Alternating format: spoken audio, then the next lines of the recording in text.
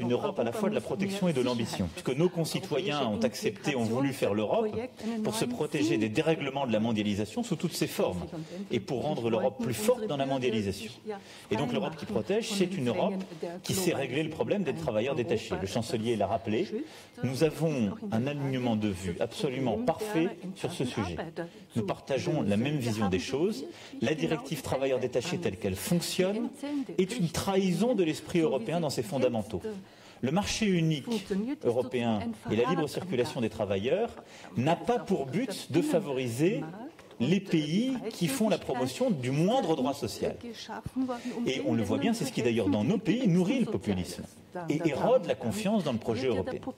Et donc le projet de réforme de directive que nous portons, c'est un projet qui vise à réduire le temps d'utilisation du travailleur détaché, les limiter à 1 an, à renforcer les contrôles et la possibilité des contrôles, à développer les contrôles et les coopérations en matière de contrôle sur le plan bilatéral, à avoir un principe 5 qui est à travail égal, rémunération égale, sur le sujet de la lutte contre le terrorisme. Nous l'avons évoqué, c'est maintenant un travail au quotidien, opérationnel qu'il nous faut faire au plan européen, de coopération entre les services, de travail conjoint.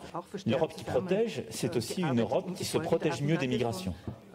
L'Autriche a eu à connaître une vague migratoire extrêmement importante il y a maintenant 2 ans. Je sais combien il est facile, lorsque les défis migratoires se font jour, de céder à la démagogie, d'utiliser la peur de l'autre et de renvoyer en quelque sorte nos peuples à ce qui est le plus simple, la haine et la peur de l'autre. Vous n'avez pas cédé à cela et je veux ici vous en féliciter. Mais nous avons trop peu progressé en termes d'évolution de l'organisation européenne pour faire face aux crises migratoires, à des règles de protection de nos frontières communes, à un droit d'asile commun et à une meilleure coopération des pays européens. Redonner plus de force et de clarté aux textes européens en matière de droit d'asile, de politique migratoire.